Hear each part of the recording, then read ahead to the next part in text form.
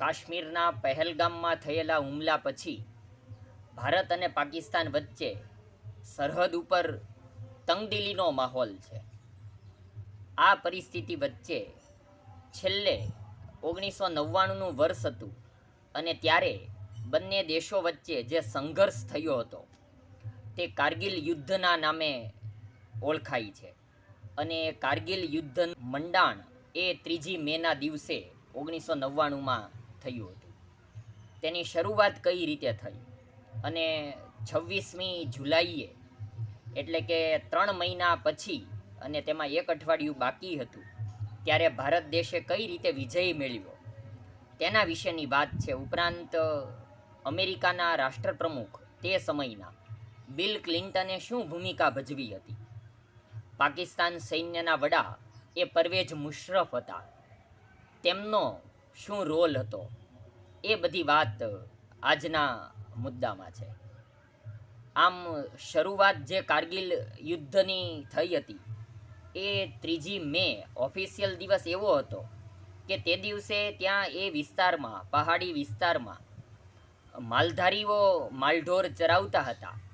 એ સમયે આ દિવસે જાણ કરી ઘૂસણખોરોએ ઘૂસપેઠ કરી છે અને આ રીતે એ કારગિલ યુદ્ધની શરૂઆતને ઓફિશિયલ 3જી મે ગણવામાં આવે છે. પછી તરત જ 2 દિવસ પછી સમાચારની પુષ્ટિ કરીને ભારત સરકાર દ્વારા સૈન્યની રવાનગી 5મી તારીખે થઈ ગઈ હતી અને ત્યારથી આ યુદ્ધની શરૂઆત થઈ.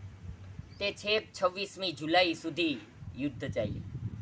આમ તો આ કારગિલ એવો વિસ્તાર છે કે આઝાદી પહેલાં એક લડાખનો એક તાલુકો હતો, પછી જમ્મુ કાશ્મીર રાજ્યનો ભાગ બન્યો અને છેલ્લે જ્યારે કારગિલ યુદ્ધ થયું ત્યારે પણ એ જમ્મુ કાશ્મીરનો ભાગ હતો. પણ હાલની પરિસ્થિતિએ એ લડાખનો વિસ્તાર ઓફિશિયલ રીતે ગણાય છે. એ યુદ્ધ દરમિયાન બંને પક્ષે ભેગા થઈને ટોટલ 3થી 4 હજાર સૈનિકો માનવ જાતે ગુમાવ્યા હતા. એ યુદ્ધ દરમિયાન 26મી જુલાઈએ ભારત દેશે વિજય પ્રાપ્ત કર્યો. એ સમયે અને યુદ્ધ દરમિયાન ભારત દેશના વડાપ્રધાન અટલ બિહારી વાજપેયી હતા, તો પાકિસ્તાનના વડાપ્રધાન એ નવાઝ શરીફ હતા.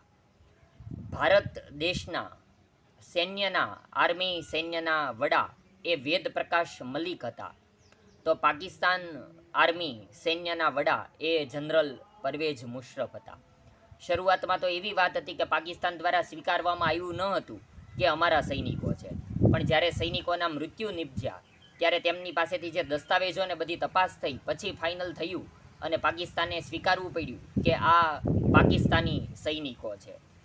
એ સમય દરમિયાન અમેરિકાના જે રાષ્ટ્રપ્રમુખ હતા એ બિલ ક્લિન્ટન, તેમણે નવાઝ શરીફને સૂચના આપીને ત્યાંથી સૈન્યની પીછેહટ કરાવવા માટે જણાવ્યું હતું અને આ રીતે એ પાકિસ્તાન સૈન્ય પાછું ફરતું ગયું અને 26મી જુલાઈનો જે દિવસ હતો તે ભારતીય સૈનિકો દ્વારા ત્યાં વિજય પતાકા લહેરાવવામાં આવ્યા અને આમ પણ 26મી જુલાઈનો દિવસ એ કારગિલ વિજય દિવસ તરીકે ઓળખાય છે.